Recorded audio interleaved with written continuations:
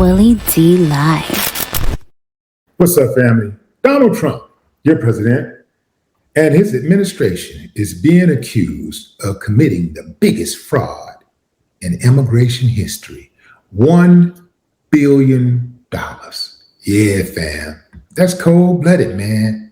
You think Donnie would do something like that, man? Give me a thumbs up if you think Donald Trump is capable of something like that. Thumbs up.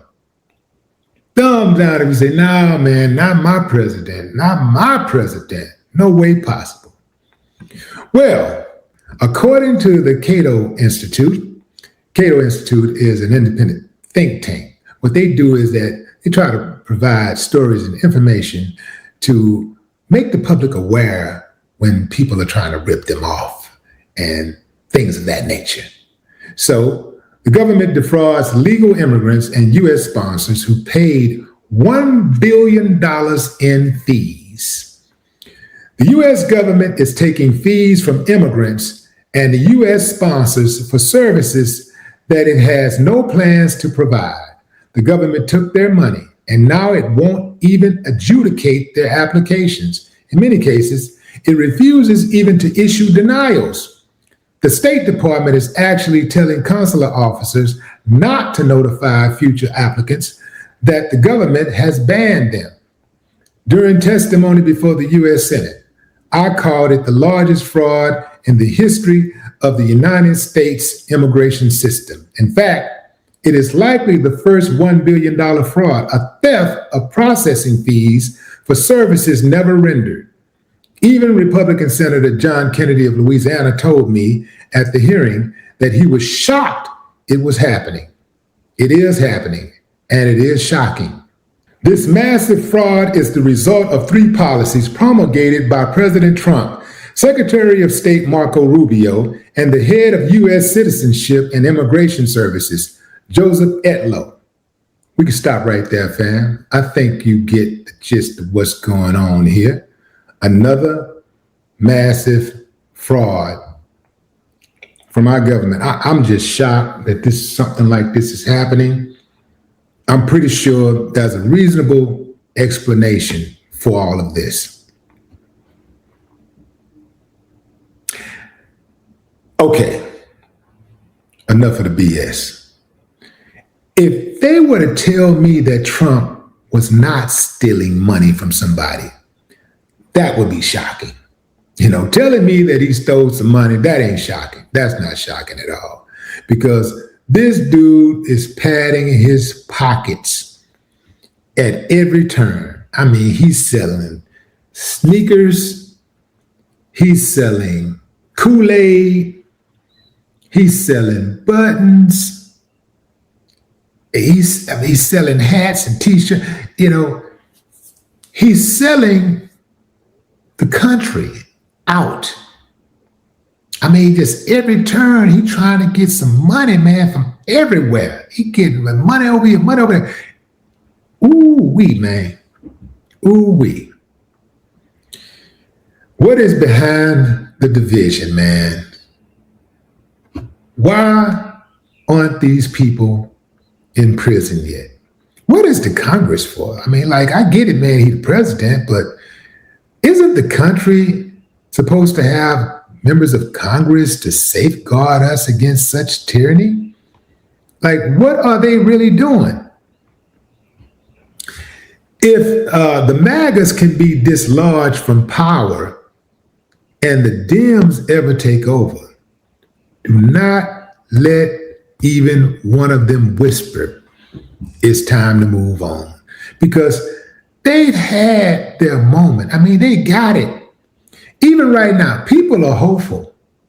As bad as it is, people overall are actually pulling for this dude. They don't like him, but they want him to make good decisions. They want him to engage in good policy, because if he don't, then we all suffer. So it's just like when you look at the Iran war. People are empathetic towards Iran, and they know what was done to Iran is wrong. But At the same time, they're saying, man, well, whatever you do, man, don't hit us, man. Don't hit us, hit him. Get him directly. Don't get us. We didn't have nothing to do with it. But it's like, so on one hand, they need to get their retribution. They should be respected.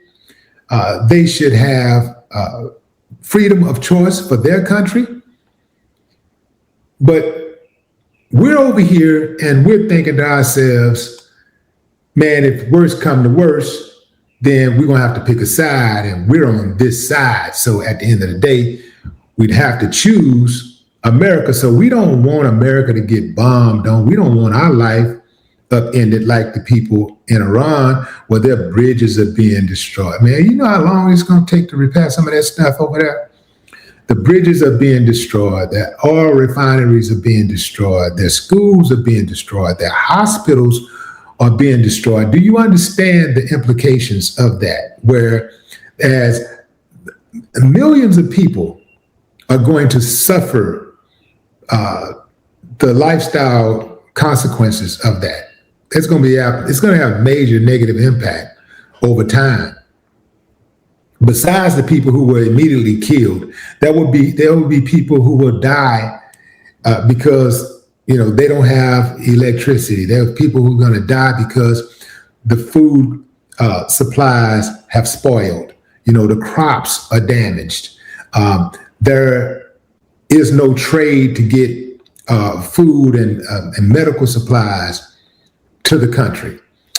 It's going to be really, really bad over time. So people don't really think about the long-term implications of war, but it's really going to be bad. And here's the thing about Trump and this $1 billion. They're just getting the money and not doing anything. In fact, denying people, leaving people in limbo. And you say, well, how does that affect us? Well, you can look at the workforce shortages. Roughly half of the people who were affected by Trump and his administration stealing their money for work, who's trying to get these work permit authorizations. They work in industries that rely on legal immigrant labor.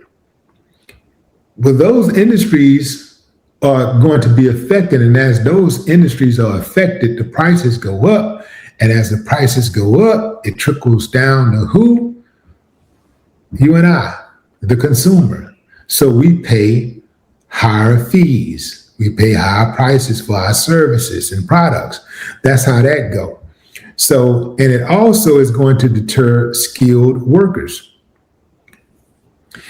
When you start looking at these extreme fee increases, such as a reported $100,000 fee, one person paid $100,000 fee for a H-1B visa.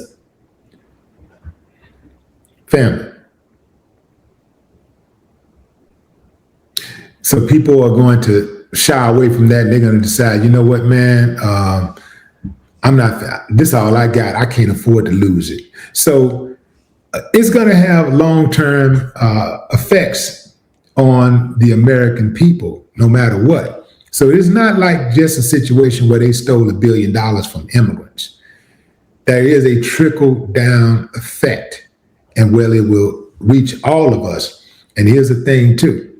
If they can steal money from illegal immigrants, or they can steal money from immigrants who are trying to come here legally, because that's what they kept saying. They kept trying to sell the whole legal process.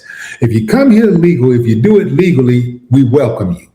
Well, these people are doing it legally, and they ripped them off.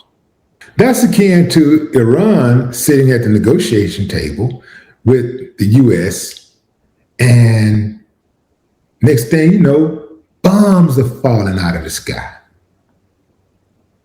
Can't trust it. Can't trust it. What's up, PE? No more talk.